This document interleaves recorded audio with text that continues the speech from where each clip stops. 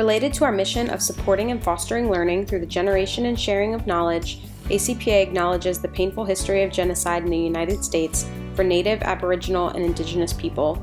We honor and respect the many and diverse tribal nations and people who were forcibly removed from, as well as those still connected to this land.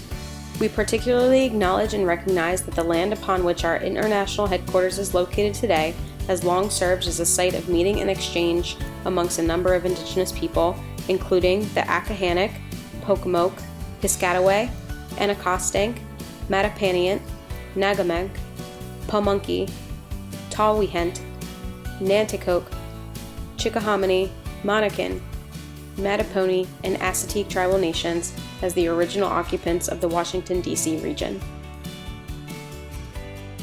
The ACPA Generativity Project is a current and long-term initiative with the purpose of documenting the voices and perspectives of higher education today, built upon the past and actively pointing toward our future.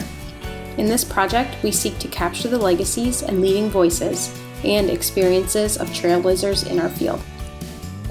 During a 1982 dinner in Washington, D.C., discussing ideas to advance the student affairs field, L. Lee Neffelkamp, a leading scholar and speaker of the student development movement, shared a vision for capturing the wisdom and experiences of elders with then ACPA President-elect Susan Comavez.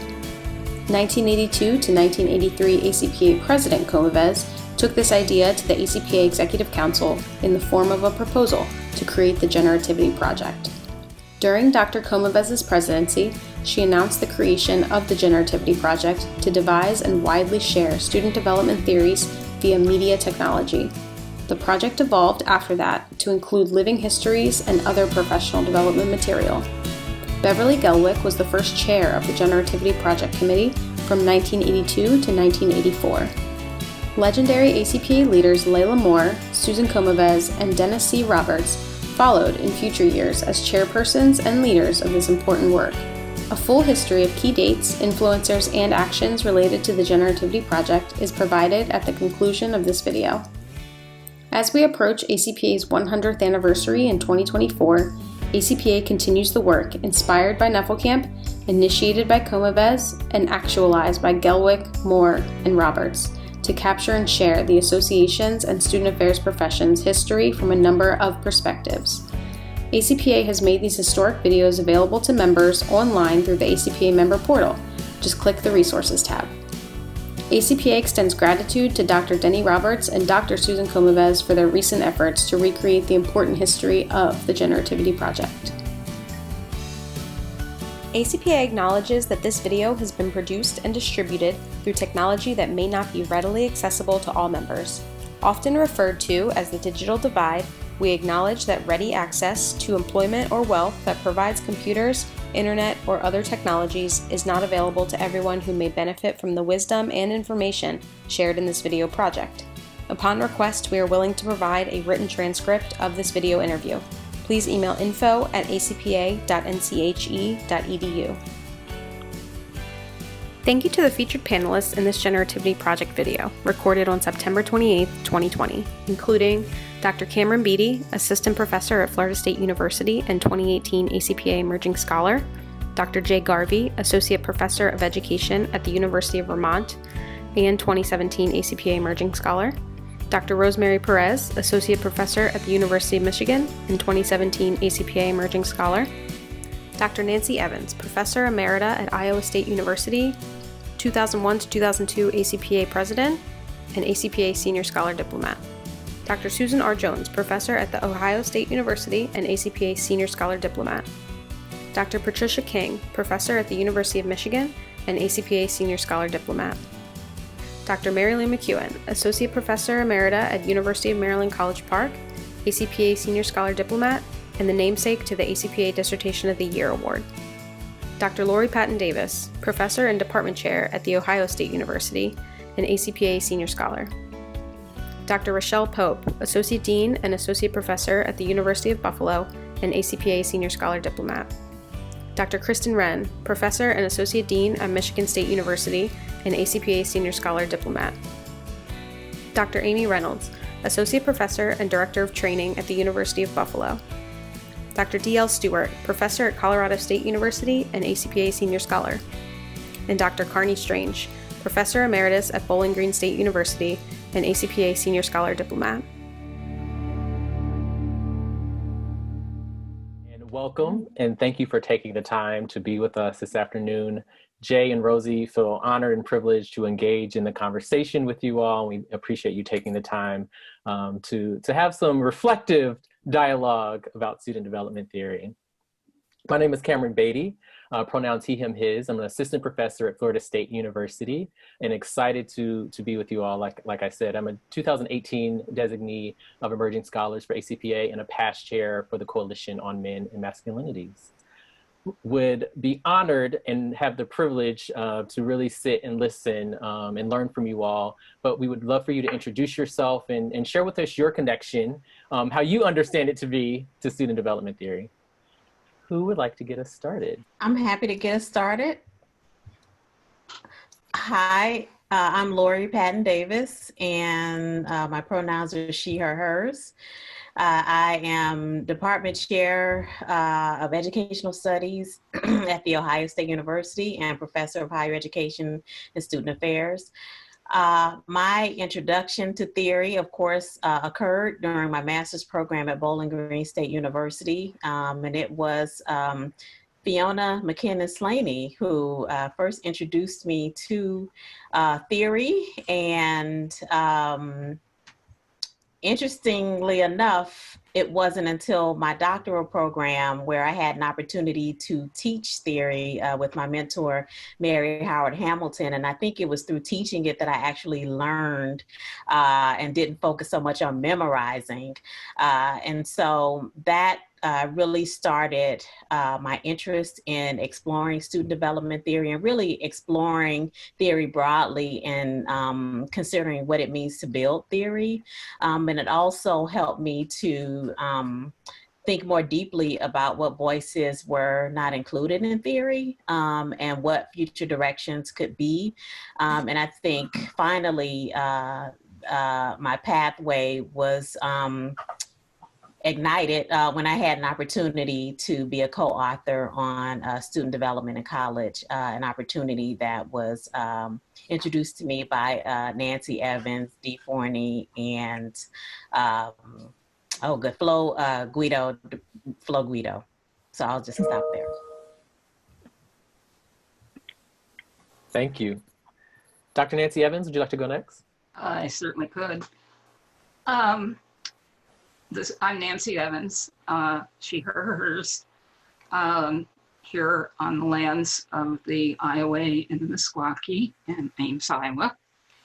I am currently Professor Emeritus from Iowa State University, and I continue to do research on disability issues in higher ed.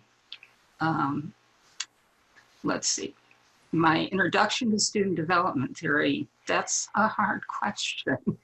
I think because I've preceded a lot of student development theory. I think my introduction was when Dick Capel, my doctoral advisor, handed me a copy of Perry's book when I finished my doctoral work and said, "This is important, you need to know it." Yes, sir. My next exposure was really to, Dick Capel also introduced me to Lewin's work. Behavior is a function of the environment, the person and the environment. And that has become my mantra, if you will, throughout my whole career.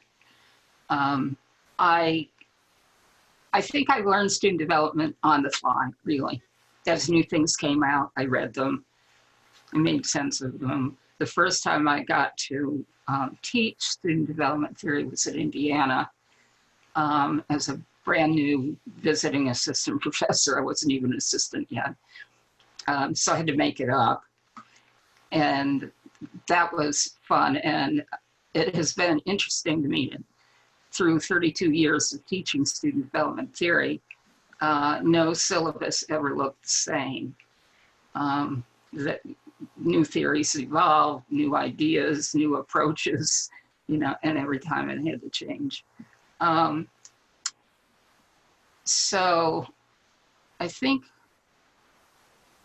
what else do I want to say? My research has been definitely around the impact of the environment on students. So I've really taken those initial influences about the environment, campus ecology, that work, and that has been thread through my my research, particularly looking at minoritized groups, LGBT students first, and now disabled students. So that's who I am. Thank you. I think we can all relate to the evolving student development theory syllabus. Dr. Susan Jones, would you like to go next? Have to stay on your toes here. You don't know who's going to get called on. Greetings, I'm Susan Jones. I'm a professor in the Higher Education and Student Affairs program at The Ohio State University. I have been a faculty member for quite some time, both at Ohio State as well as at the University of Maryland. I actually think I got my start in student development theory before I knew what it was. Somehow, as an 8th grader, I stumbled upon Erik Erikson's idea of identity crisis, and I was sure I would have one. So I read more carefully about what this was about. But I think I have been curious about the question of who am I for a very long time. And that's really what has propelled me throughout my student development theory journey, always asking different questions. So I got my master's at the University of Vermont, maybe a few years after Nancy, but to give you some sense, Carol Gilligan had just published her book. So I learned about Erikson, Perry, Kohlberg, and some others. And then spent many years as a practitioner, as a dean of students on the ground in student affairs practice, working through all kinds of student-related issues, administrative challenges. And then that prompted me to realize that as an administrator, I needed more knowledge to respond to what I was encountering in the field, and went to the University of Maryland for my PhD, which was, I describe it now as a great intellectual vacation. But I had the good fortune of having Dr. Mary Lou McEwen as my advisor and chair. And I don't know, I'm sure she knew what she was doing, but she basically let me go. And my very first class was with Professor Bonnie Thornton-Dill, a sociology class looking at the intersections of race, class, and gender. And that took me to putting together sociology and what wasn't being called intersectionality at the time, but intersectional thinking with student development theory. And I think, I'll stop now, but I think it's been that interaction, putting those areas of scholarship and thinking together, that has been a part of my interest in theory for a very long time. Thank you. And also highlighting the, the 1 degree of separation, amongst the group here, right? Dr. Patricia King, would you like to go next? Sure, thank you. Hi, my name is Pat King. I'm currently a professor at the Center for the Study of Higher and Post-Secondary Education at the University of Michigan. And before that was a professor at Bowling Green State University. Had the pleasure of having Laurie Patton Davis as a student in my class, and having Carney Strange there as the one who welcomed me to the program initially, and a good colleague over the years as well. I, like Nancy was saying, I didn't have the opportunity to take a student development class. There was no such thing in my program, which of course was in the Ed Psych program, but there also wasn't one in our higher ed program. However, my advisor, Clyde Parker, did sponsor a 2-day conference in May of 1978, and he invited a series of people who were making inroads into the field to have a conversation about the ways one could encourage the development of college students. And he invited Bill Perry, Art Chickering, Douglas Heath, James Hurst, Ursula Delworth, and David Hunt, often known for his association with the Harvey Hunt and Schroeder group. And I volunteered to be an assistant to Clyde to organize the conference. So I got to have interaction with all of the speakers and the theorists of the time, where the idea of student development was a conceptualization. It wasn't very well defined. Some say it still isn't well enough defined. But at that time, there was really a need or an interest in grounding what was then called student personnel work within a stronger theoretical base, both on the person side of the Lewin equation and on the environmental side. So it was a very rich conference, and the subsequent book from that, Encouraging Development in College Students, which of course came after I had graduated, so I read it in my first professional position, but was very instrumental in pulling together those ideas. I also had the privilege of studying, yes, and applying new developmental findings, which That's how thick it was.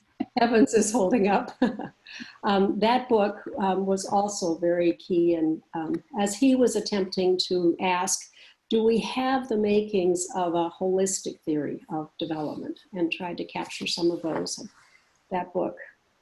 But I also had the great privilege of working with James Rest at the University of Minnesota as a doctoral student. He's best known now for his work developing the defining issues test. So I took a lot of assessment classes from him in terms of developmental assessment in particular, but also had several opportunities to meet his mentor, Larry Kohlberg, and got very active in the Association for Moral Education for many years. So for me, the two guiding questions that really have lasted throughout my career have been around the nature of knowing and what can be known, the epistemological dimension, and the moral dimension and character development in college. And those have been so intertwined, it seems to me, in terms of theory development, but also pressing intellectual issues in college contexts, and just very fertile ground for a lot of rich conversations and theorizing and other kinds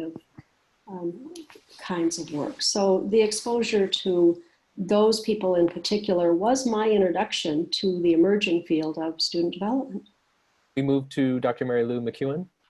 My path is not exactly like Pat King's and Nancy Evans, but there's some overlap because I too started before there was really a group of theories that anyone was paying attention to, and I didn't really learn theory until I started being a faculty member, with one exception.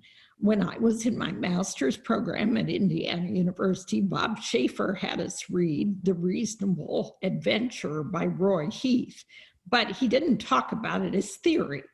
We just read it as one of the books we were to read, and I thought it was kind of interesting, and I enjoyed it, but that's all I knew to do with it. And then I finished my doctorate, which had more of an emphasis on counseling, less on higher ed per se, and I took a position at Auburn University in Alabama. And it was interesting, the department was called Counseling and Student Development, which was very unusual at that time to even use the word student development. And the idea was that I would teach a course in student development, and I thought, I don't know what I'd teach. So I avoided it for a couple of years. My department chair had been teaching it. And after a couple of years, I couldn't avoid it anymore. And he said, it's yours to teach. Well, he had been teaching Chickering, period. And I thought there's got to be more than Chickering. And a colleague of mine had actually attended a session at the Atlanta ACPA in '75 with Lee Knefelkamp, in which she talked about her dissertation and some of the the work that went into the book, applying new developmental findings, ultimately went into that. And he said, why don't we get her dissertation?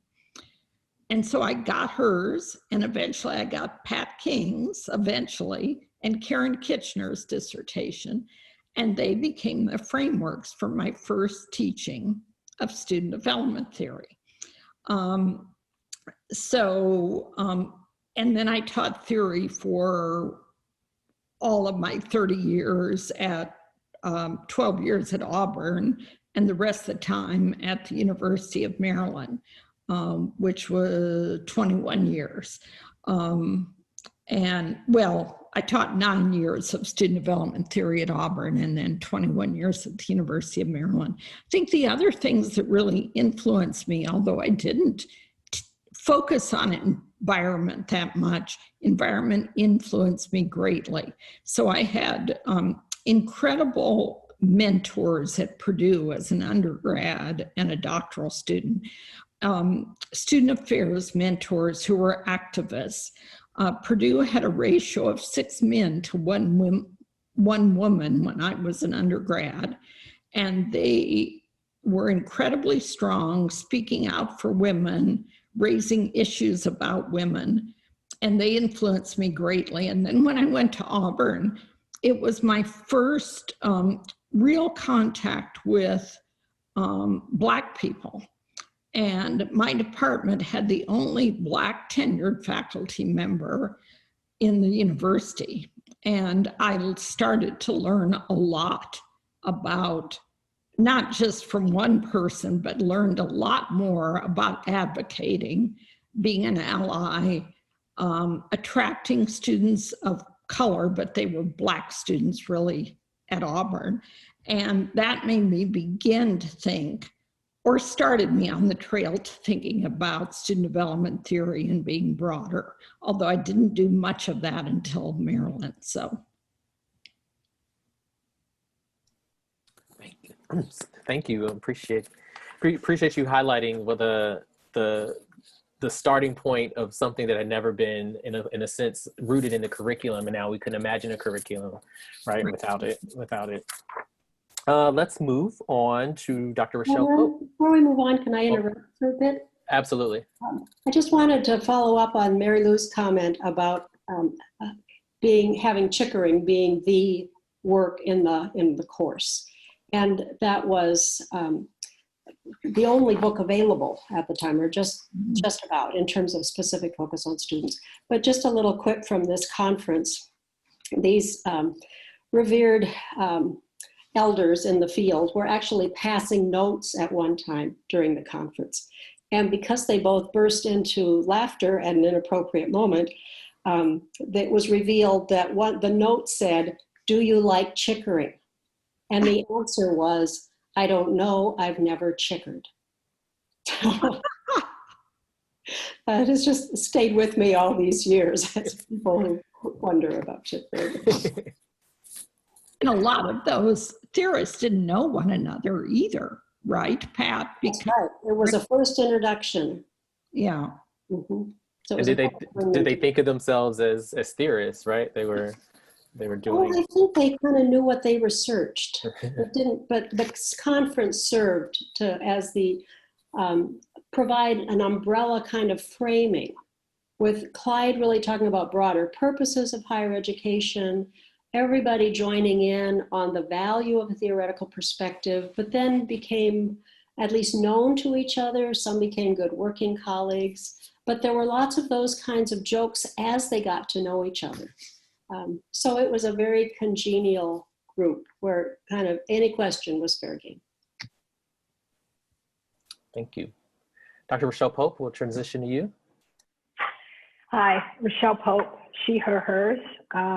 I'm just thrilled to be sitting here and hearing these stories and drinking it up and be with all of you.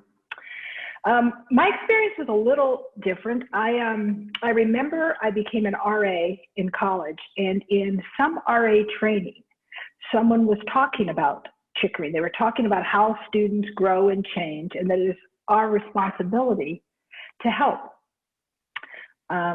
to help to facilitate that growth. And I just remember it stuck in my head. We didn't talk about it a lot, but I remember that as a part of it. And then a couple years later, when I started my master's program at Indiana University of Pennsylvania, we had a course on student development, and our capstone focused on incorporating student development. And back then we were reading the THE model, Bob Brown? No, Ted Miller and a few other people. And I remember where a lot of my peers in my master's class thought theory was something we shouldn't even be focusing on. It's social engineering, it's overgeneralizing. I ate it up because it helped me frame some of the things I was seeing. It helped me frame some of the things I wanted to accomplish. You know, if I wanted to work with students effectively, what were some of the things that I could anticipate? What were some of the goals that we were working with? And I just felt that I needed structure and focus. I moved to my first professional job at Illinois State University, and I was working in the residence halls, and the director of housing had set it up, Floyd Holting, so that our personal professional goals related to the student development. And they had developed, how you were going to be evaluated at the end of the year was going to relate to how closely you had developed programs and services and those kinds of things around student development, which I thought was fascinating. And that the longer I worked there, we focused on social justice issues, what we now refer to as social justice issues, and working that in. And I didn't see a problem with that. I left. I went to get my doctorate years later in Massachusetts, the University of Massachusetts. And I wasn't in a higher ed or student affairs program, but I wanted to learn what they were talking about with multicultural organization development and move it into higher ed and into student affairs. When I think about some of the influences, well, first of all, they're sitting in this room, all over the place, people that influenced me. But one thing in my master's program that influenced me was we were also reading a chapter by Bob Rogers. Can't remember the book, but it was blue and red. The book was blue and red, and there was a chapter. And that chapter, again, for somebody who needs organization and structure to be able to learn, when he talked about the theories, the families of theory, as he referred to them, and he talked about how they sort of fit together. It helped me understand the theories in a deeper way, just because I could now organize how they were connected together. And that was so important to me. And then years later, when Mary Lou did the same thing in the student services book, and I think Susan and Elisa did it with you. When they continue to structure and organize, I find it incredibly helpful and hope my students do. I don't think any of that is the beginning or the end of student development theory, but it helps me and people who think like me, I think, to grab a hold of it, to capture it. And so that was really important to me. The last influence I had was I worked with Lee Knefelkamp during my time at Columbia University at Teachers College. And Lee really was a developmentalist. Lee was a lot of things, but one of the things she was this clear developmentalist. And that she saw development in how she had a conversation with you. I watched her put together a syllabus once and thought my head was going to explode, because she put it together one way and shared it, and the next week she put it together another way. And I swear, if she could have put it together 3D, she really would have, and walked in with a mobile of some sort to help to understand how we learn, change, and grow. And I was so influenced by that and that work, coupled with the work on social justice and how it all fits together in our understanding how people change and grow. Someone mentioned their questions. Mine is, who am I? And that's a question I think that students have. How do I want to be in the world? And how do I change? And I think those are the questions that frame all of this for me. 33 seconds. Thank you, Dr. Pope. Dr. Kristen Renn, would you go next, please? Sure. Hi, I'm Chris Renn. My pronouns are she or her. And I am I'm on the faculty at Michigan State University, where I also serve as Associate Dean of Undergraduate Studies for Student Success Research, which is a lot of words that says I have the privilege of working with some of the brightest, most interesting professionals I know on critical matters related to increasing graduation rates, decreasing time to degree, and closing our opportunity gaps. So it's been really fun. And it actually sort of tells a little bit of the story about how I got in here. I went to a small liberal arts college. I was a music history major, and also very involved in student life, the way one gets at a small liberal arts college. So my mentors were both some of the student affairs folks who came out of not traditional, it was sort of old school New England liberal arts college student affairs work, which means they were like professors of political science. So I didn't have a lot of theory going into it. I did my senior thesis actually on student engagement, the word we'd use now, and I did a big survey of the undergraduate student body with hard copies of surveys and a big cardboard box in a student post office where they dropped their surveys off, and I programmed my SPSS on a mainframe computer over at UMass. So didn't have the punch cards, but back in the day. And then I went to a really non-traditional master's program, a long, complicated story, but I went to Boston University that did not have a higher education master's program. I went to an ed leadership program.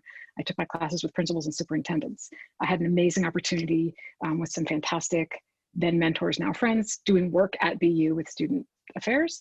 And then I went to work in very non-traditional student affairs departments at Wheaton College in Massachusetts and then Brown University, staffed with people who weren't traditional student affairs people. So I never got to Indiana or those places people go to become, back in the day, they went to become student affairs professionals.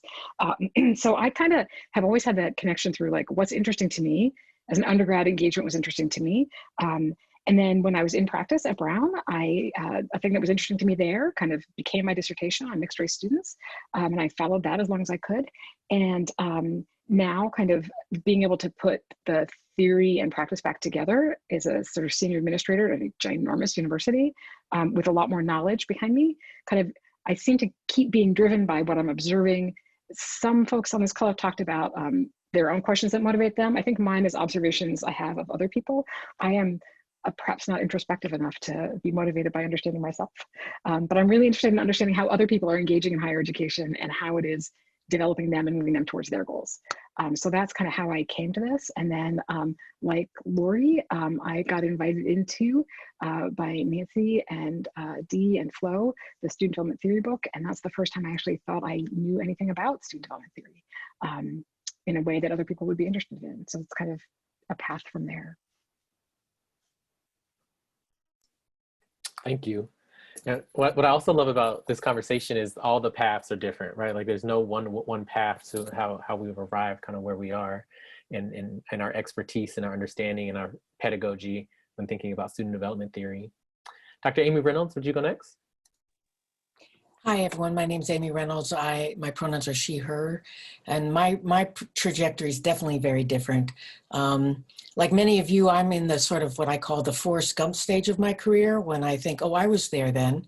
Oh, I remember that. And I'll tell you the first way I got introduced to student development was in my interview to get into the Ohio State program when Bob Rogers asked me a variation of the Kohlberg question as part of the interview to get into the program. So he didn't, afterwards, then he explained it to me and explained student development theory and Kohlberg and all that. I got into the program, so I must have given him an acceptable answer. And then I had the opportunity with Bob as my advisor to take 2 separate student development. And I would say I'm probably in that first generation of people where there was a theory sort of really being defined. And I remember right when I was there in the early 80s, Carol Gilligan's book had just come out. And there was just beginning research in student development in gender, really nothing on race.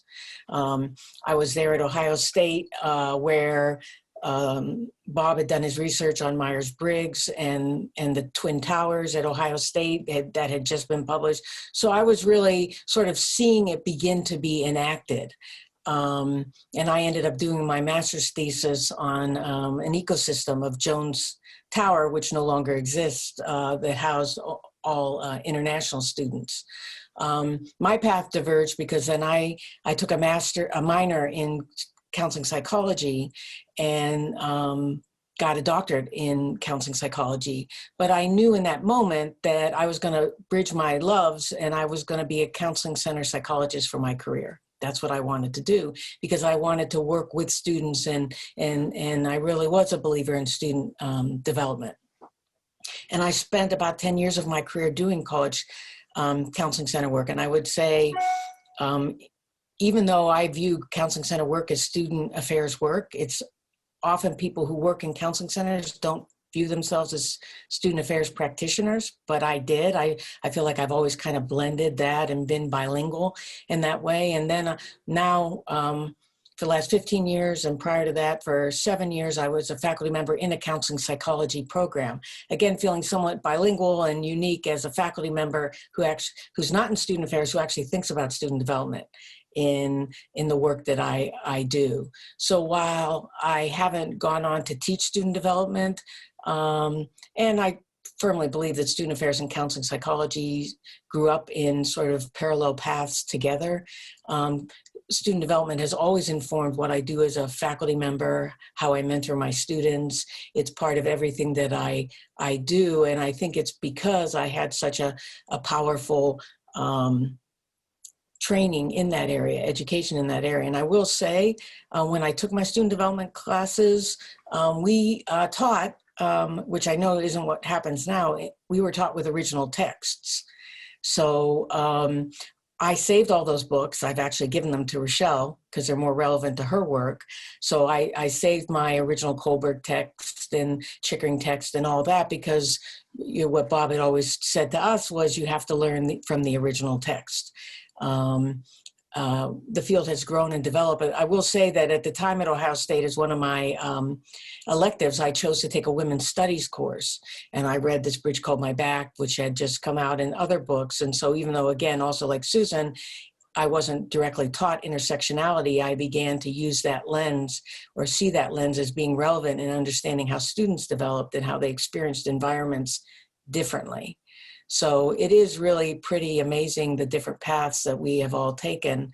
And I feel very blessed to be in this conversation. So thank you. Thank you. We'll go to Dr. D.L. Stewart. All right, thank you. So I am joining from the lands of the Arapaho, Cheyenne, and Ute peoples here at Colorado State, where Colorado State has settled. D.L. Stewart, my pronouns are he, him, and they, them. I would say that connections. So I think I began, so I grew up in Harlem and New York City. And I think that's an important context. And then I went to undergrad at Kalamazoo College, small private liberal arts, at that time, very much predominantly white. And I think that context is important because it was that navigating that distance between those two places that had me thinking about what does it mean to be Black and what does it mean to be Black and, right, also live in other identities, right? Which of course wasn't the language I was using at the time. But I was thinking about how does this happen? And what difference does it make where you are? And very involved in as what would have been, I would have been called a student activist now. And then my first professional position at Kenyon College. So another very predominantly white, small liberal arts institution at the time, and working in multicultural affairs. So then working with students who are also navigating issues of race and trying to cross the dissonance between where they were studying and where perhaps many of them came from. seeing the interaction of race and gender and race and sexuality from that perspective. And so also thinking about, okay, so what's going on here? And so then I went into my master's program at The Ohio State University. And at that time, there were 3 quarters, it was on quarters, 3 quarters of student development theory with Bob Rogers, right? Reading the original text. So I think I might have been the last year of folks, because the Green Book, I think, came out in 98. And so I was in maybe the last 2 cohorts of people who in their first year were reading the original texts, which I also still have all of those books in my office, not here at home. But I think when I went in then to the doctorate, and Susan was actually one of my teachers my second year in a course on theories of diverse college students, I think is what it was called. And so that's where we did the deep dive actually into social identity development models. We skated over them in the psychosocial identity family with Bob, but actually got to dig more deeply into them with Susan. And I remember, and it's kind of surreal to be in this space with all of you. So I remember Bob used to do a genealogy of student development theorists. You remember this, Amy? And I guess now I'm in that genealogy somewhere. Which, like I said, is kind of surreal. But as I went into my dissertation work, and Susan was on my committee, as was Linda James Myers.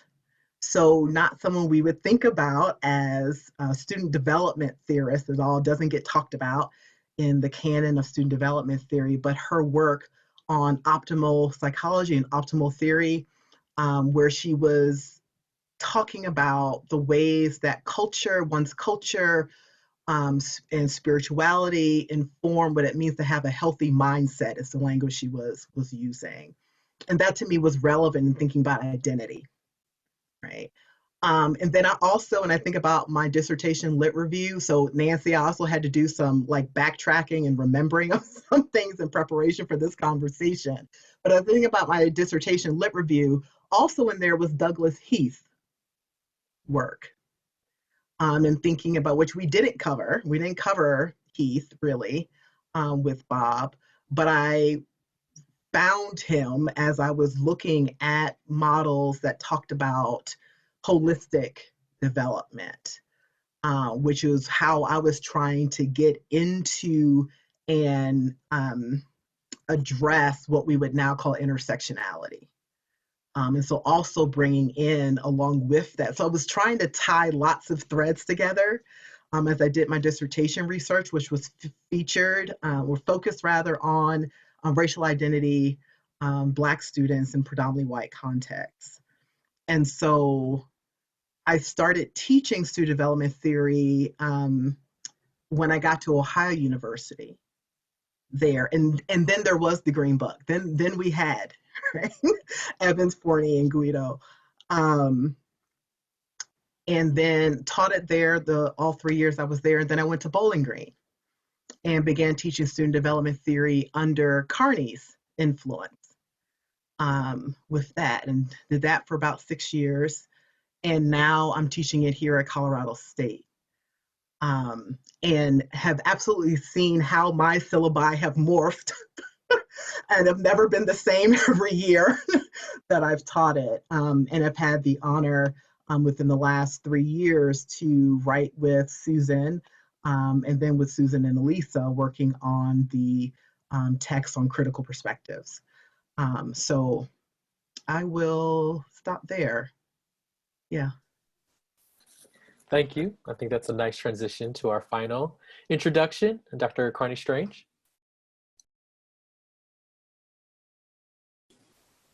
Well, good afternoon. I have to say, first of all, it's nice to see all of you people. I haven't seen you for a while. I must comment that you look a little older than the last time I saw most of you. I came out of the University of Iowa in 1978, and I took a position at Bowling Green State University, and I never learned how to do anything else. And I spent 35 years teaching student development primarily until I retired in 2013. And I've been happily retired ever since then. So this has been a bit of a memory kick for me to jump back in as if it were yesterday. And in many ways, it feels like it was just yesterday. So my immersion first, well, actually introduction to this whole concept really began in a dark, dusty reading room at the University of Iowa, where I went off to become a grad student. Actually, my first goal was to become an addictions counselor in a community setting. And that was a fellowship that I got at the University of Iowa to do a master's in that area. And in order to complete that master's, we were encouraged to select another major area of study. And so I looked at the three that were available, and this idea of college student personnel sort of piqued my interest. And so I said, why not? Let's try that. And as I got into this topic, more and more I became fascinated with the idea of going to school, going to college, can make a tremendous difference in students' lives. And here are some ideas about how to do that. So back to the dusty reading room, I remember plowing through as a beginning master's student through Bob Brown's monograph on Return to the Academy, where he created a very forceful argument for the purposes of what I had 5 years previously spent 4 years trying to do as a college student myself. I brought an undergrad degree in French literature, philosophy, and classical languages to my graduate study. So this was all fresh and new territory for me. And I found it to be very exciting. The formal study of student development as an emerging concept, you know, the words or the phrase student development really dates back to, from what I could discover, back to about 1931. A man by the name of Jack Walters, who was the president of ACPA at that time. By the way, I wasn't around then, but I read about this. And Jack was the professor of personnel administration and director of personnel for the School of Engineering at Purdue University. And Jack actually wrote a book. It's the first use of that phrase that I can find. And it was called Student Development, How to Make the Most of College Life. It's a fascinating historical piece that talks about how to study. And he had a full set of pages on how to do exercises in your room, you know, to stay fit and healthy. Anyway, Jack actually was an engineer, which I find an interesting connection with people like Bob Rogers, who also, I believe, came out of engineering. They have a certain mind that works that way. What are the pieces? How do all the pieces fit together? And I find that as a interesting input into the whole development of theory, that there are many compartments here. There are many ways of looking at it, and they all connect in certain ways. So I had an introduction to this in my doctoral studies at University of Iowa. And it was a seminar that was organized by a person by the name of George Koo. You might remember him. George organized this seminar. He was a postdoc appointment at University of Iowa in between his completion of his degree and his eventual move to Indiana University, which, by the way, he spent his 35 years and never learned how to do anything else either. Anyway, George had the seminar where we sort of looked through what was available out there. Of course, there was Chickering's Education and Identity. There were a few other pieces that began to emerge then, the Perez theory and so on, and Larry Kohlberg's work. I also was immersed immediately into Kurt Lewin's idea that behavior is a function of the person and environment. Lewin was actually a member of the psychology department in the late 1940s at the University of Iowa. So he planted those ideas in that institution, and they stuck. And so I also attended a seminar as a doctoral student that Ursula Delworth put together. She had come from a place called Witchy. That's not a town, but that's the Western Interstate Commission on Higher Education.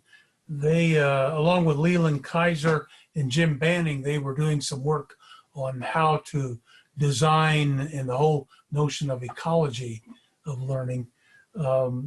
I sat in on a seminar with Ursula where I was introduced to the work of campus ecology. So I took all that to my appointment as a faculty member at Bowling Green State University. And when I arrived there, there was one course, and it was about two things. One was education and identity, Chickering, even before Reiser appeared on the scene. And it was also about student activism of the 60s. Well, that's all the farther it had evolved. I planted the paradigm, the BPE paradigm, behavior as a function of person environment. And I looked at the curriculum and I said, we need to do a fresh start to this course on student development theory, but we also need a course on campus environments to kind of complete the paradigm. So that was my mindset in doing what I did at Bowling Green for a lot of years. I would say that, you know, most of my work in the area had sort of turned not only to just teaching student development, but also in the area of campus environments. I've long considered my approach to things as being a synthesizer of ideas and a person who I enjoy collecting materials and trying to paint the picture 5 to 10,000 feet above it. And so that's what I did with my first book on campus environments. Just to plug on, here's the latest edition, also available in Korean for those of you who might want to try that. So this is what I've done.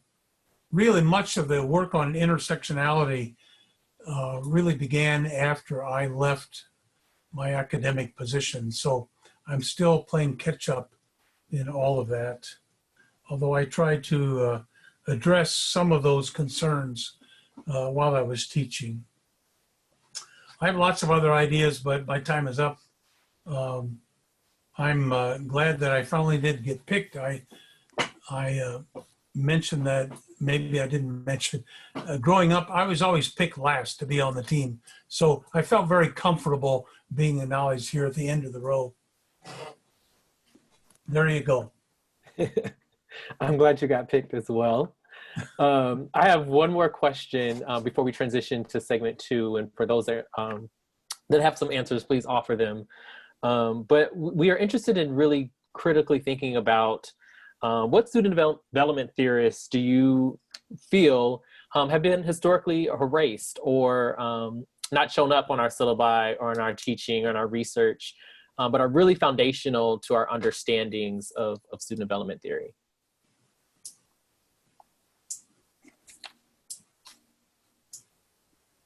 I'm happy to start this segment just briefly. The name that's already come up before, and that is Douglas Heath.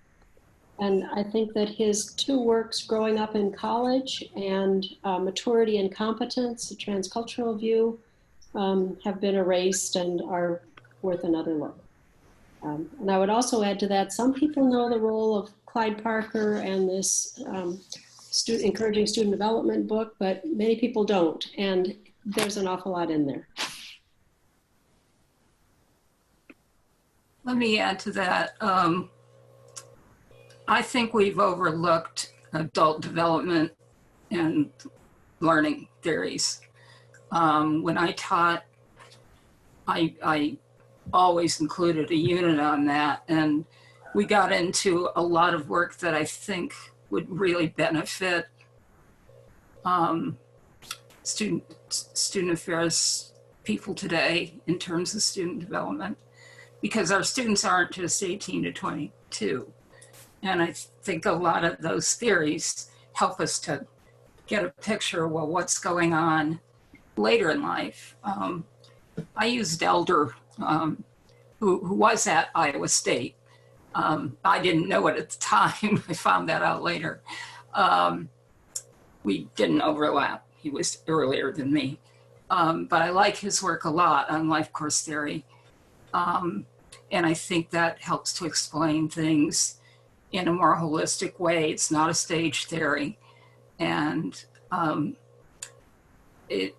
unlike Erickson, who goes stage by stage by stage, I like the life course because it's more specific to the events in your life and what's going on and times things happen. And yeah, so adult development and learning theories. I like Mesereau's work. When I first came to Iowa State, the first year that I was there, I was my department chair, who was an adult development theorist. He passed away. And so I was the nearest thing to somebody that knew anything about adult development. And so I inherited all of his students for dissertation students. And so I learned from them about Mesereau and how important Mesereau's work was in adult development theory. It's transformational learning, and it's really helpful, I think, to how students and people in general learn. So I think we would learn a lot from taking a look at his work. The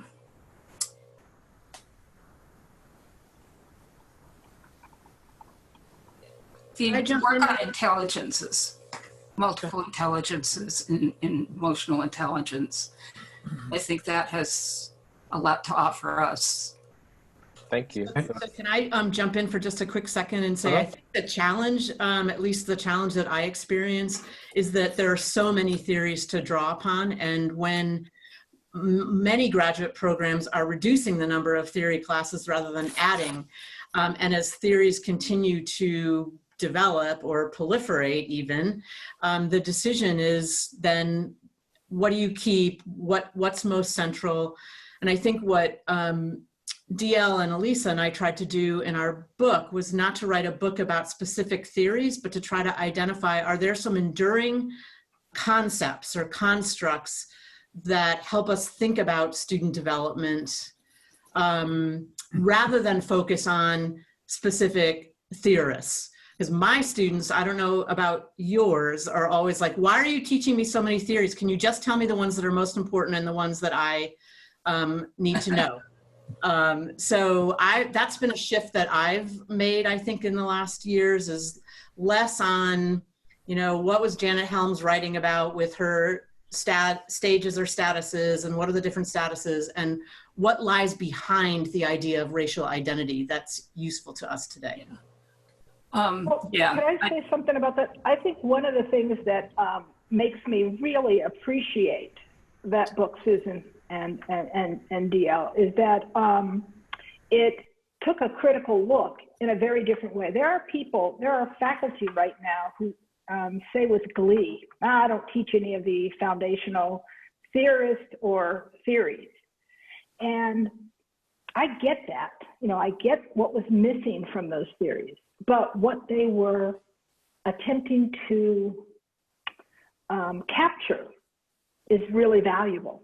And I think, for example, and so some of these folks say, I don't teach any of that, and they only teach then identity theories. Now, far be it from me to say that teaching identity theories is a problem. It's not. But what our theories aren't developing are more theories about how people think.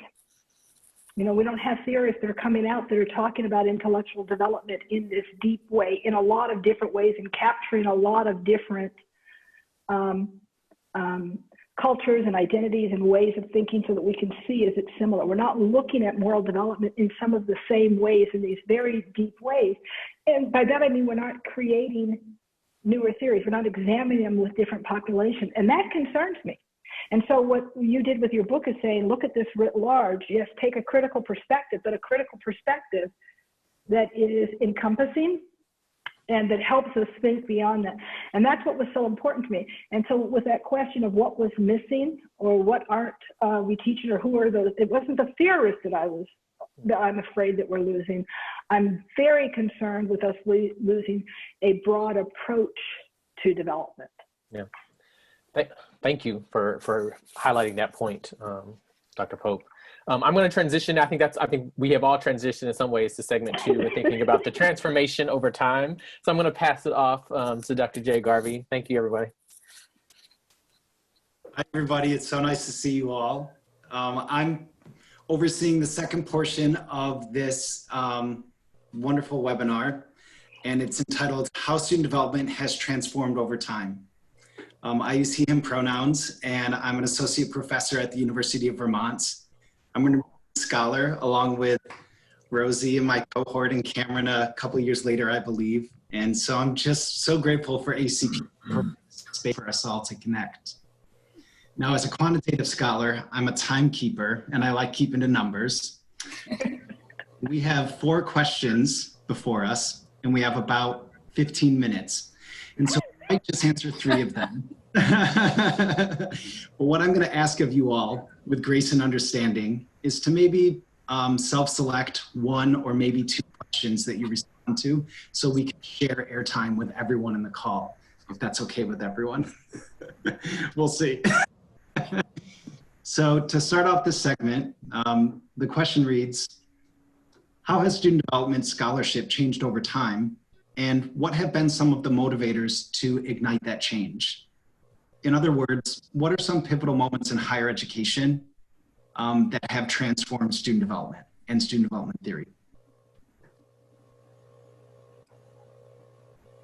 So I'll jump in with my 30 seconds to say that I don't know that it's been pivotal moments or critical events. I think we could identify some intellectual movements that have come into student development theory from other areas, right? So Susan and Vasu Torres and I have written in 2009 about kind of identity theories and kind of how they come from different fields. We returned to that kind of idea in 2019 to talk about the low consensus nature of the field of student development theory, and sort of greeting that as a good thing in general, like low consensus because we're bringing from sociology, psychology, broadening out, bringing in critical theories. So the idea that it's evolutionary, and the evolution is cool, but the evolution is also making us less and less, lowering the consensus, which is good because lower consensus lets new ideas in. A high consensus field does not. So we have new ideas coming in. So I think that's been a positive benefit. So in some ways it's not a single intellectual event, but a broadening of events. And as we have become a more open field, it then gets easier to become more open. Because we have less tight ideas about what the field is, quote, supposed to be and what the theories are supposed to be. So I would say that trend has sort of pushed us to opening in those ways more than a specific moment. Thanks, Chris. I could add to that. Again, looking at the big picture for me and sort of hindsight, which is pretty clear, by the way, hindsight is much better than looking ahead. But I saw, 3 sort of clumps of time in our field once student development theory began to emerge. And probably in the late 60s, early 70s, we were kind of exploring what we presumed to be universal ideas. And that was the whole intent, I think, in some of the basic models, foundational models. Then in the 1980s, we began a distinct shift towards differential models and differential ideas. In other words, this doesn't apply to everybody, but only some, and we began to map out various ways that some groups might identify versus others. And then as I was wrapping up my career, we reached a point of intersectionality. That was a whole new set of ideas that began to explore how differences then, in fact, intersect to map out really how individuals take this journey of learning and development and growth during the college years. So those are three big pieces as I see it. Thank you, Carney. Appreciate it.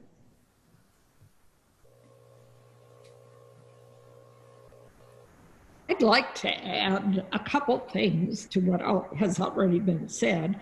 I think the greater diversity among our graduate students in the professoriate has had a lot to do with it. We're not an all white or all primarily white male faculty and white graduate students. So I think there's been a push in that way. I think we're doing our own research, where most of the research came from outside our field prior to that. And we've been seeking kind of greater complexity. I think the theories, even the old theories, were much more complex than many of us. You didn't know it until you really read the theories deeply. They were complex, but they didn't address many of the complexities that we're now wanting to see in them. And so I think we've been searching for greater complexity, greater inclusivity in what we offer, in what we research, in what we write about. Thank you.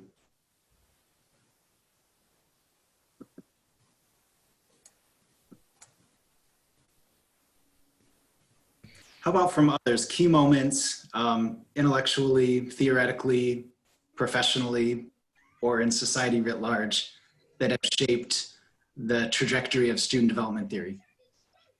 So I'll hop in. I'm nervous because my internet is really shaky. I'm at my mother's house. So before it goes out again, I think the shift, as I see it, has been more connected to the socio-political context, right? So I anticipate over the next several years, how we think about theory will be shaped by 2020 alone, you know? And so the question isn't just about who am I, but it's how can I exist and not be sorry about it, or not feel criminalized by it, or not be judged? Like how can I be who I am and still live, right? And still feel human and be treated as a human. And so the context for me, to me, the issue isn't with student development itself. It is, how do we think about how do these larger contexts shape how people understand who they are and who they really can be, you know?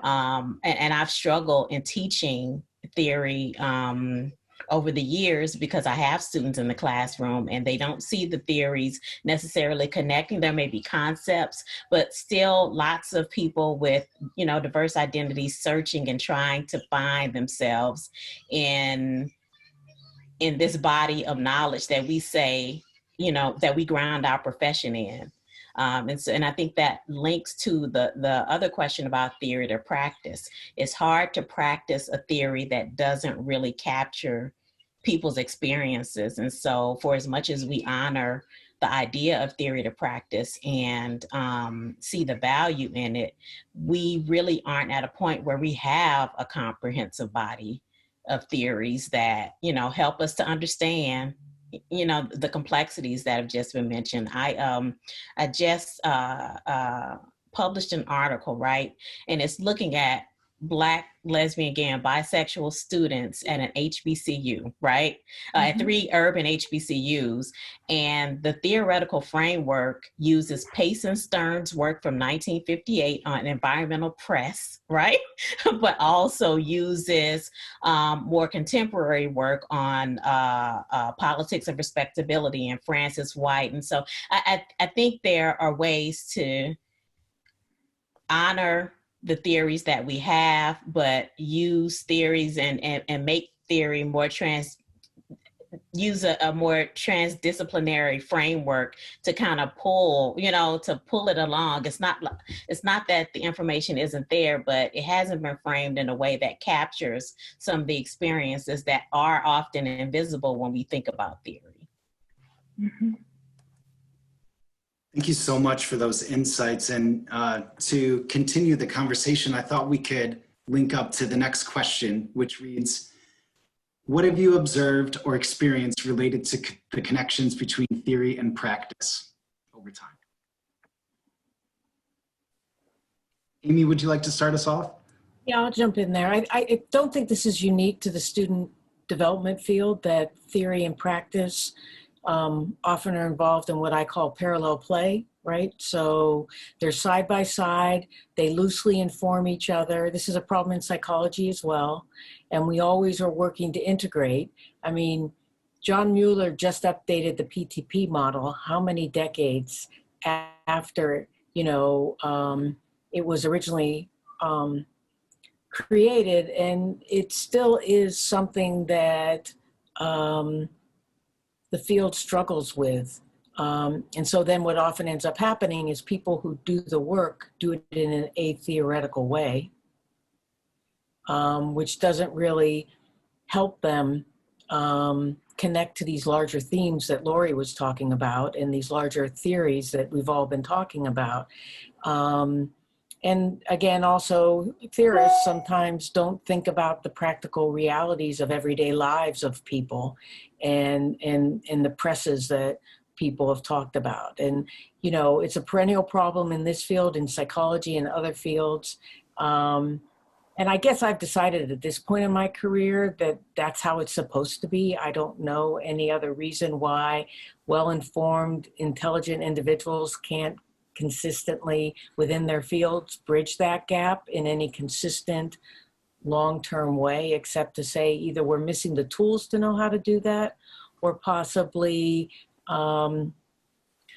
we haven't created the infrastructure within our fields to truly have an integrated field. Like in psychology, we talk about identifying as scientist practitioners, but really it doesn't operate that way. Science and practice still remain separate. So I'd be curious to hear what other people say about sort of this perennial issue. If I can go, I think it reminds me of poorly responded to master's comp questions. When you ask them to take a theory and link it to practice and how you do it, and somehow they mention a theory and then spend a whole lot of time doing practice in the answer, but they haven't really linked them. And I think that's what happens in practice. There isn't an incentive.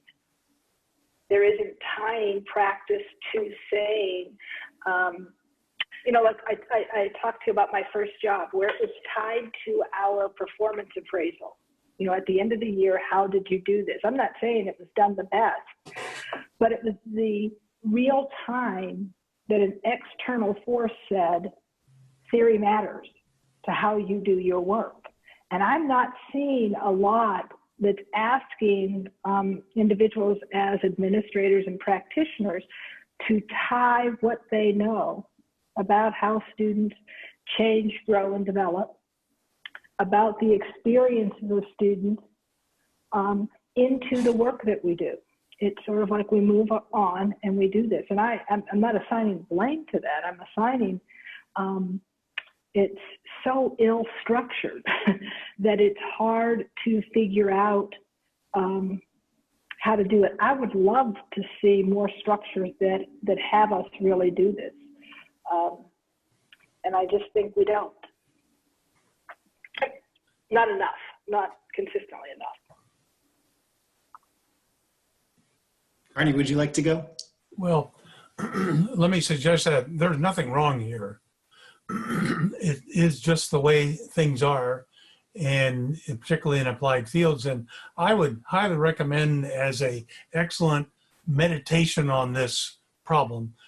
I go back to Clyde Parker gave a talk in Denver in 1976, I believe, and it was published in the form of an article called On Modeling Reality. It's an excellent piece that strikes at the heart of the challenges of applied fields, and it basically evolves around the idea that good theory building and good practice require two different things, and that's always the dilemma. The paradigm is that good practice never proceeds without good theory, and the solution to that conundrum is, he suggests, that it's informal theories in practice that guides what happens out there. So I used to tell my students that all of this formal theory that we're studying has real value in simply tuning your ears to what's going on in students' lives and hearing them, what they're saying and what they're doing and what they're aspiring to through the lens of theory, then helps you to focus and be more intentional and appropriate in how you respond. Thank you, Carney. I'm going to pass it off to DL now. Sure, thank you. And really, Amy and Carney have said, like, I had three thoughts in my head, and Amy and Carney have already enunciated the first two, which is great. The third piece, I think, flows very much from both of those comments, and Raechelle's is not to be dismissed in that either. But I think there's in that, so what Parker talks about, theory is shaped in the abstraction, right? Practice is done in the specific, basically. And you can't apply theory in whole chunks, right? So that's the other thing Parker talks about. You can't apply theory in whole chunks. But that's how many of us teach theory, is in whole chunks. Mm. And so I think in light of that, emerging practitioners have in their heads these whole theories, right? And then they go to their practice and they go, well, wait a minute, this piece of this doesn't fit, this piece of that doesn't fit, this other thing doesn't fit. So we'll just throw the whole thing out and not use any of it, right? But I think, and Susan mentioned this earlier in reference to the text that we did with Elisa, is how do we focus on the big ideas and the concepts underneath this whole model? And what does it mean? This is one of the things that I approach with my students is what, I talk about, what do you rescue from the fire, right? So you want to throw the whole theory out, and I get it, but what do you rescue from the fire? There are some things in the house that you may want to keep. And what might those be? And usually what they come up with are the ideas underneath the model, right? And I'm like, yes, hold on to that. Use that piece, right, as you engage your practice. Thank you for that very much. The last question relates to the broader picture of higher education. I would love for you all to consider how the evolution of student development aligns with or contrasts with broader transformation in higher education. I do feel like we have opportunities now with emerging technologies. There was some talk earlier about bringing back some of the learning information. Like, I don't hear a lot of people in student development theory talking much about new learning sciences, some of which is enabled by technologies that literally didn't exist. Like looking at a functional MRI of students' brains when they are thinking or developing or growing is like really cool. Our field doesn't do that, right? So I do think that there are some technology. There's also some computing capacity that lets us potentially mine certain kinds of student, okay. So I have all kinds of privacy issues. Let me start there. But if we could think about ethical ways to do certain kinds of research on some of the information that is now available to us, that I think we have some opportunities there to use what has become common in data science and learning science. I guess if you just call it science, we should be doing more of it. That's not really what I'm saying, but I think that we have some methodological opportunities to do some stuff we didn't used to be able to do, and that's kind of cool. I'd love to see student development researchers, more people thinking like that. Thank you. Any other thoughts from others, particularly those who may not have shared anything yet from this portion of the segment? I'll jump in. I want to pick up on what Lori said about this moment in time. And I think that my own perspective at this moment in time is that higher education will never be what it used to be, that we're in a new day and things are transforming every single minute. And I appreciate Chris's optimism. I'm maybe mourning what's going to be left behind, but I think as a field, we're going to have to turn our heads around completely to think about what it means to promote student success. I was thinking, I don't know who said this, it was on a podcast, so not a student development theorist, but this idea that if you want to end up somewhere different, you have to start someplace different. And I think when we've been thinking about student development theory, we start someplace that's familiar with us and then extend theory or revise theory. I think we might be in a moment where we gotta have a whole new starting line. And I don't know what that is, but it's what I lie awake at night wondering about and worrying about because so much is going on right now in our world. I just wanted to add two things. One, this links to what DL said. There's an issue of graduate preparation, and in particular, our connection to divisions of student affairs. So we teach students these critical ways of thinking about theory, and they go into their assistantship empowered, and then their supervisor's like, no, you know. And so I think there's a disconnect between people who have gone through their graduate programs, or even people who are working in student affairs who don't have a student affairs degree, who have a very different way of thinking about what work happens there, right? As juxtaposed to what we teach in the classroom. And so I think there needs to be some conversation or some thinking around how do we link it.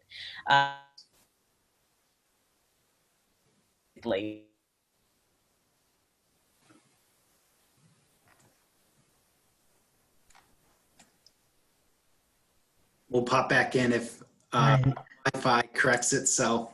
But for now, we'll pause and reflect on those words from Lori as we transition into the last segment hosted by Dr. Rosie Perez. Nice to see everybody. I'm Rosie Perez. I use she, her pronouns, and I'm an associate professor at the University of Michigan. And, you know, as we think about what's the future, you know, I'd be curious to hear folks' perspective. We're really quick to critique student development theory, but it's much harder to reconstruct and reimagine new possibilities.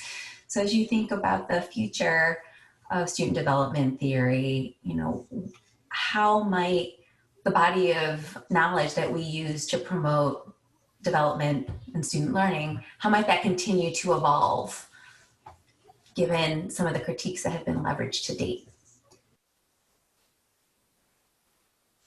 If I can jump us off, lead us off here, I think it's important to remember that and hold in mind that the existing body of literature now includes work that is already pushing back.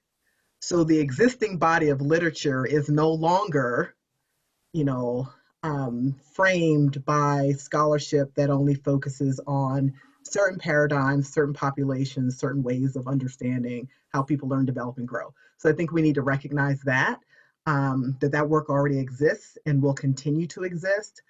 And this ties together Susan's concern, right, but the starting line.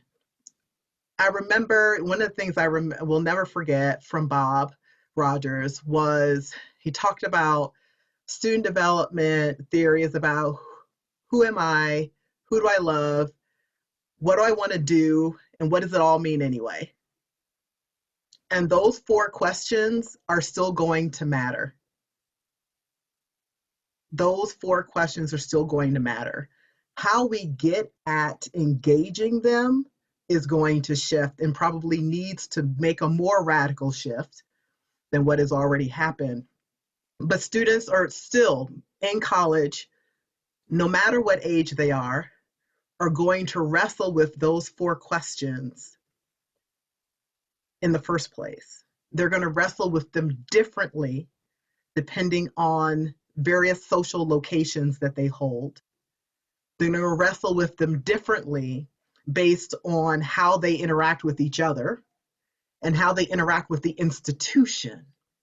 So I think that's one of the things that I would love to see us continue to engage is the ways that institutional norms, policies, and practices inform and shape how students learn, develop, and grow. That those 2 things are not separate, right? But they are integrated. Thanks, Jill. I see Amy. I saw you wanted to get into the conversation.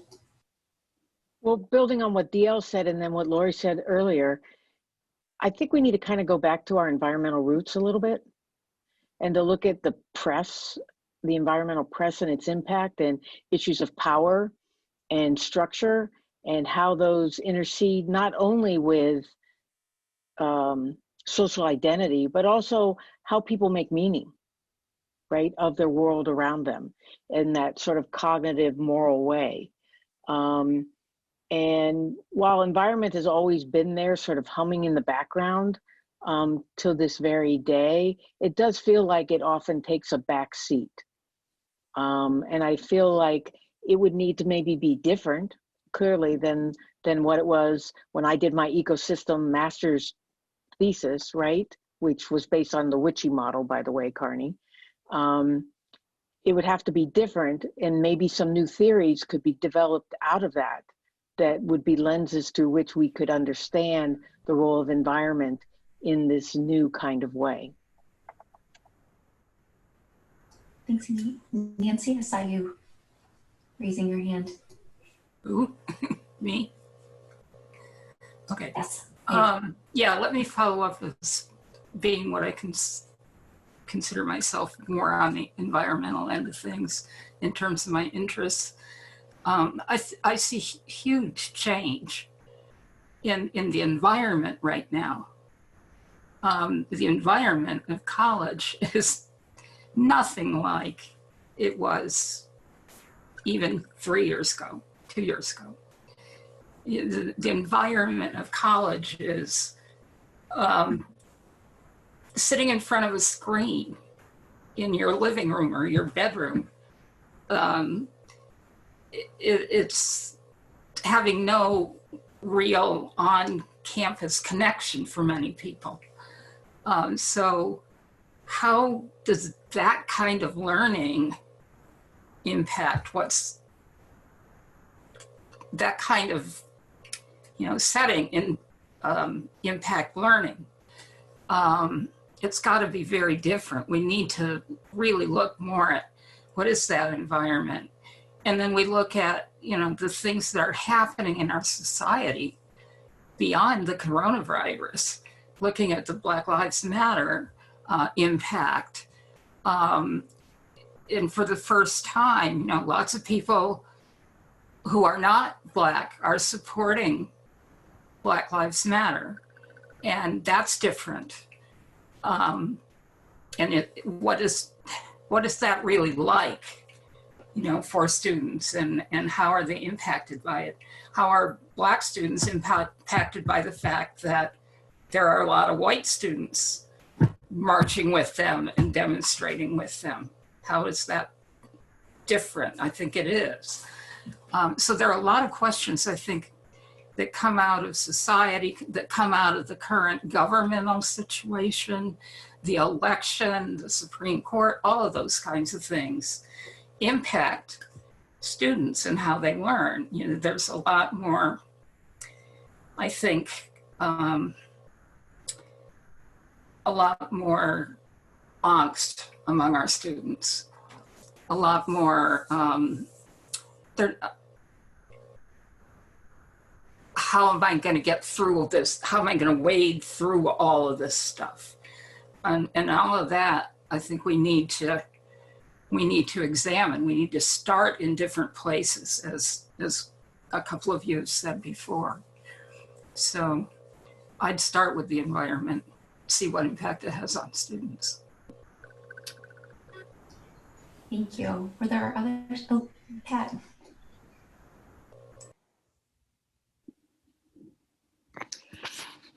Well, I'd like to say to my colleagues how much I appreciate the points you made and how well you covered the ideas that I had. So I'll only add one that I think is a little different from that. And that is that I think we need to either reassess or reaffirm what we're asking from our theories. What are we asking them to do? What are the purposes we're asking them to serve? So, for example, when I was a graduate student and young professional, the real focus was on mapping development.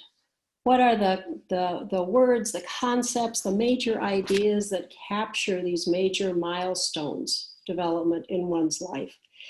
But I also know there are some who say that a real helpful function is so that it helps students be successful in given existing institutional structures.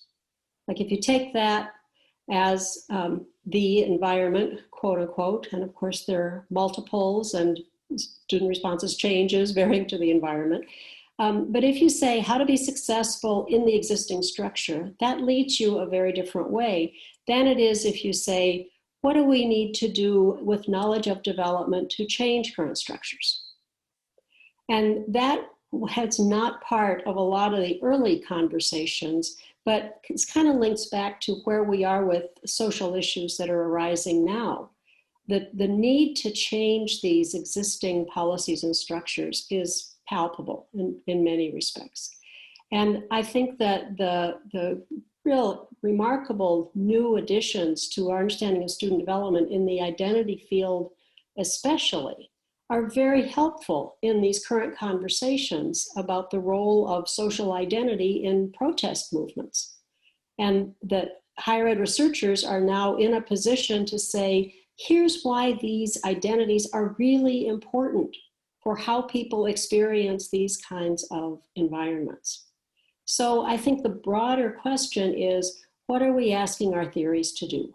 And to be explicit about that in the way one interprets and applies them. Thanks, Pat.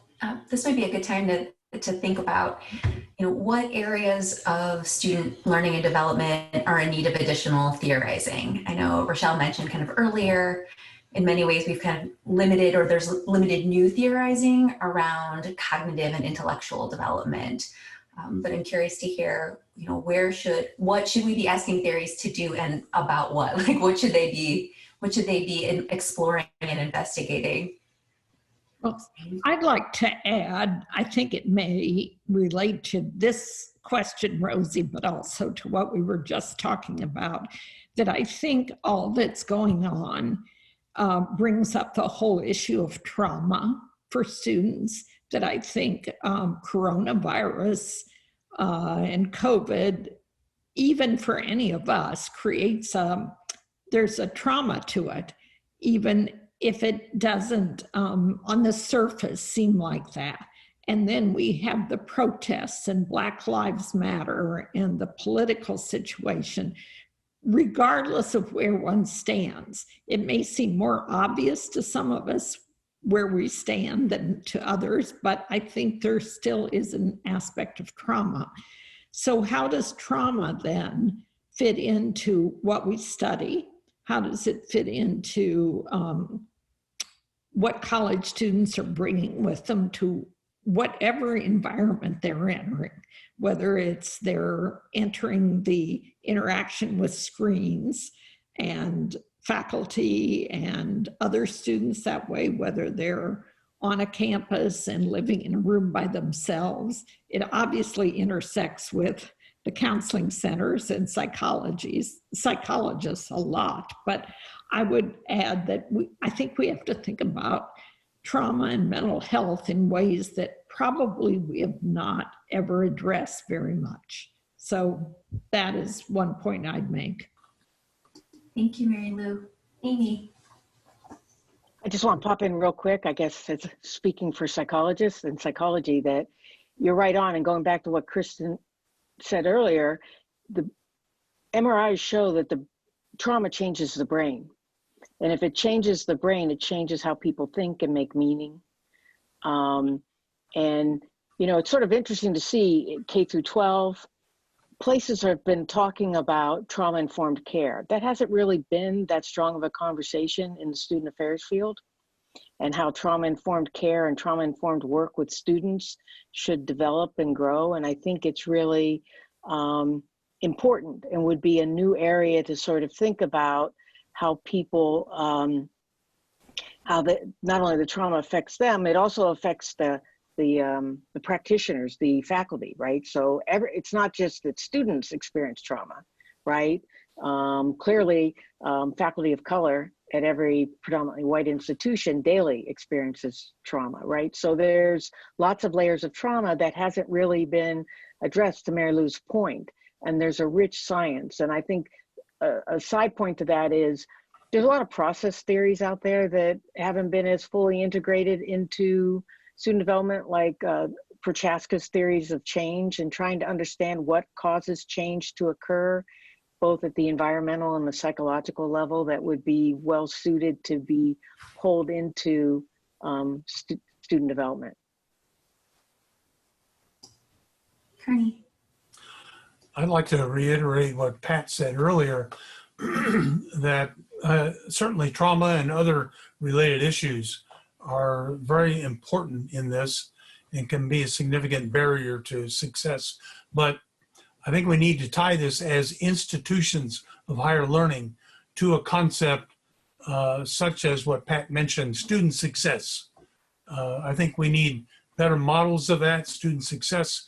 We evolved from writing about student development, that then shifted to writing about student learning, and now it has to be about student success. The challenge facing all of us is that as an industry, so to speak, higher education has outpriced itself and does not deliver on the product it says it offers. If you look at the retention rates, the overall degree completion rates, it's not very good for what we claim it to be. And the bigger background to all this, I would also suggest, I'm not so worried about what the next chapter looks like, even if I could describe what I thought it would be. But we've been through this kind of thing before. And the last time in a very significant way was the middle of the 19th century, when the whole industry shifted from a small, private, recitation-based canon approach to learning to when Charles Eliot came along and said, well, let's just offer electives. Well, that instituted a whole significant shift in the design, the shape, the purpose of institutions now oriented towards scientific reasoning and thinking. So all of the work now in trying to figure out what does it take to learn and so forth, I think all of that is at risk at the present.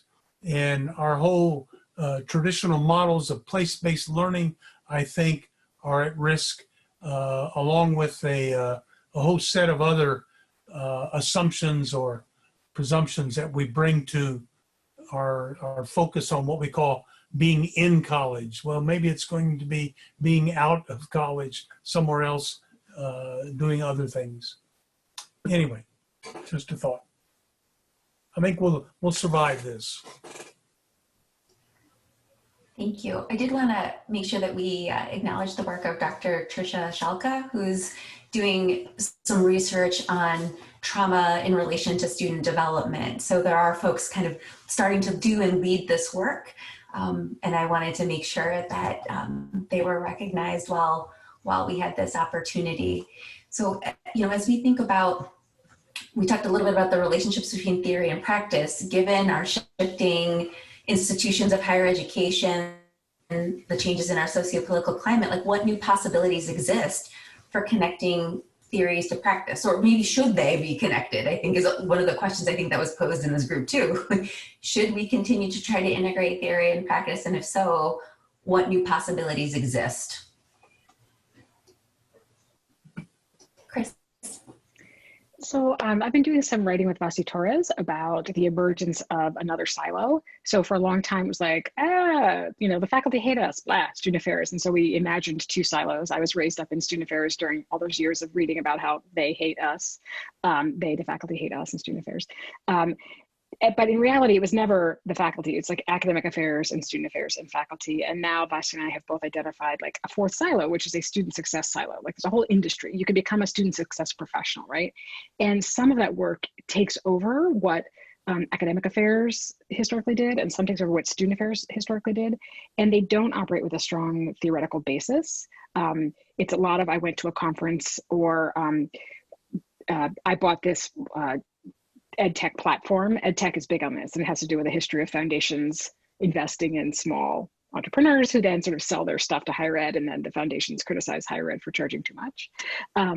But the idea that there's this sort of student success defined mostly as persistence and graduation rates, right? So a narrow definition of success, which can be measured and which can be assisted with educational technology. I think student affairs people have a really strong opportunity to put a little bit of student development theory on that, and to sort of not let that group, which is beginning to take up a lot more airspace in the room, and in some ways drive budget cutting in other places. When you spend $125,000 on a technology platform to do academic advising assistance kinds of things. So I think that there's an opportunity to inject development and developmental goals into this, quote, student success agenda, and not let it just be held to persistence graduation. So that, I think, is an opportunity ahead of us. Thank you, Chris. DL? Thank you. I really appreciate what Chris said. And I don't want to give up on the possibility and the opportunity for theory to inform practice and practice to inform theory, right? And so we're at, I can't remember the anniversary year, 35th, 55th, I don't know. I can't remember right now, of the practice of theory to practice, right? And so it is possible. There's been a vision for it. There's a model for it. Talk about how that should happen. And I think I do think it's possible. And so I think about my own program, and I just want to touch on something Lori said a few minutes ago that I think is dead on. And when we think about the way other programs are structured, and so my program at CSU is not a full-time faculty model teaching all the courses, and students are out at assistantships under supervisors, and there's this gulf, right?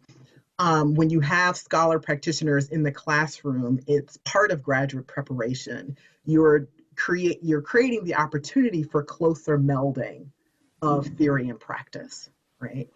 And so what are the ways that we can actually involve and engage further scholar practitioners, right, into our graduate preparation models and what we're thinking about? And doesn't necessarily have to be only as faculty either, but how do we bring them into the room, into those conversations? How do we recognize that the room includes that our students' experience in our program is as much about whatever practical experiences they're having, assistantship, practicum, et cetera, as well as what they're having in the classroom, that those create a common experience, right? And the more that we can do that, I think the better we'll see practice to theory to practice to theory to practice continuing to happen. Thank you, Dion. Hi, Nancy. Hi.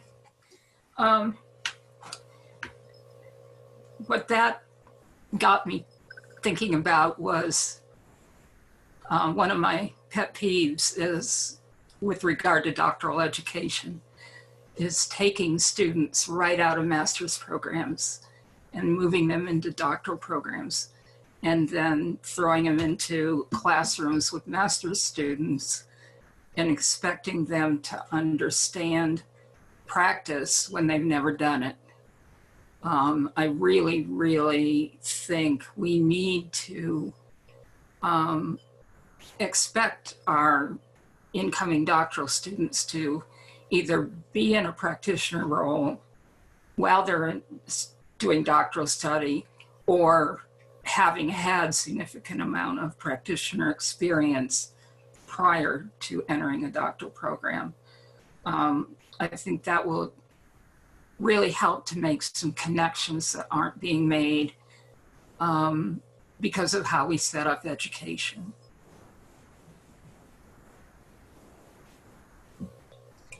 Dr. Patton Davis. Okay, I'm going to say this really, really quick.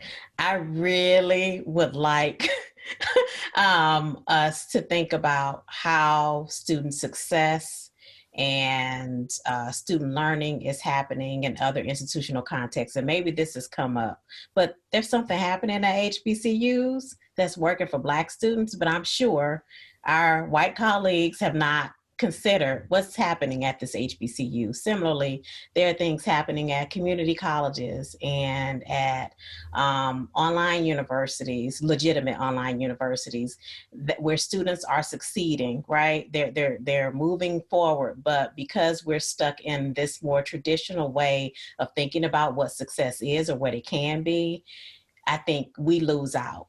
Because our students aren't just at four-year institutions. They aren't just at predominantly white institutions. They're at tribal colleges. They're everywhere. When I hear about Google having a certificate, right, where you can get higher ed classes, right? I wonder, like, what's the question around development? What's happening for students? And is development on the minds of our students, or is supporting family, having, being able to pay back loans or being able to afford rent? Like, how does real life, factor into how we understand student success and student development? So I think those are questions that I would be interested in seeing more work around. Thank you so much, Lori. Sadly, our time is slowly drawing to an end, and so to invite Dr. Cameron Beatty to offer some closing reflections, or at least to start that process for us. Absolutely. Thank you all again for taking the time. I'm still sitting with the first hour and like, what do we want to rescue from the fire that Dr. D.L. Stewart really highlighted. Thank you all for the context and in pinpointing the context and environmental factors and constantly thinking about how do we recenter and revisit the questions that we asked when thinking about student development theory and thinking about it in learning. And the last point that I want to reflect on is thinking about the role of trauma, and especially where we are right now in collective trauma, and how do we make meaning of what we're experiencing, and how does that relate to student development theory, that our students are not 18 to 22, and that there's collective trauma, but there's also learning that happens, and thinking about the role of adult learning in that process. And finally, it's exciting time, to think about these questions within student affairs. And if we're really about the theory, to practice the theory, then thinking about the praxis of this process and these questions that we want to ask, and how they're really going to inform and arrive us back at the student success that we say that we're about. I'll pass it to Jay for his reflections. Cool, thanks. I just wanted to say I have such deep gratitude to know you all as people, and to hear your narrative journeys through student development gives me agency to situate myself in this body of work. And it's hard to convey in words how grateful I am to you all collectively and individually. I've often felt like an insider-outsider in student development theory. As a quantitative scholar, I think my lens has been much more towards college impact theory. And it wasn't until learning from DL and Susan and Elisa to unpack this harmful binary of development and college impact to understand we're all environmentalists, understanding this complex system. So I'm reflecting a lot on labeling and who's permitted to engage in conversations and theory development, and my own queerness and queer theory, and my desire to dismantle harmful binaries of a quant scholar and a qual scholar, or a college impact theorist and a student development theorist, or theory and practice, or theoretical families in silos. And I want to shed these normative expectations that we may hold on to in graduate prep programs and in professional practice to embrace a more beautiful messiness, or beautiful messy future for student development theory. And I'll pass it off to Dr. Perez. Thank you. I'm sitting in this wisdom and I'm thinking about how much it would benefit me and others to go back and read more original theory, to know the lineage of ideas. Before you throw it in the fire, do you know what it said and where it came from, and how sometimes misinformed we are about what we think a theory says when we've read the cliff notes, a summary of a summary. And so I'm thinking about that and how I might use that to inform my practice and my teaching. You know, I'm sitting thinking around, how do we disentangle, or can you disentangle learning and development? I think we're using sometimes these terms interchangeably, and really thinking about what are we really talking about here, and trying to think about what do we want to promote and support in college. The deep constraints that and lived realities for many students. If I'm worried about my internet and putting food on the table, what space is there for development, or what does development look like in this space? You know, how does learning happen in this space? These are all questions that I've been wrestling with for some time, and they are very real for many students on college campuses. And I'm also thinking, as we look towards the future, how do we build on existing theory, imagine new possibilities? And in particular, like, how does our epistemology shape the future of our research? You know, what is happening there? I think personally, I had my own kind of revelation of how my thinking, the theories I was using didn't fully reflect how I was thinking, right? And my critical stance. So what does that look like as we think about engaging in our research and practice going forward? I am so deeply grateful to our panel in the order that you appear on my screen. So I can't do this alphabetically because I will mess that up. Dr. D.L. Stewart, Dr. Patricia King, Dr. Amy Reynolds, Dr. Raechelle Pope, Dr. Susan Jones, Dr. Mary Lou McEwen, Dr. Nancy Evans, Dr. Chris Renn, Dr. Carney Strange, and Dr. Lori Patton Davis. And to my wonderful co-facilitators, Dr. Cameron Beatty and Dr. Jake Garvey, thank you so much for your time and wisdom.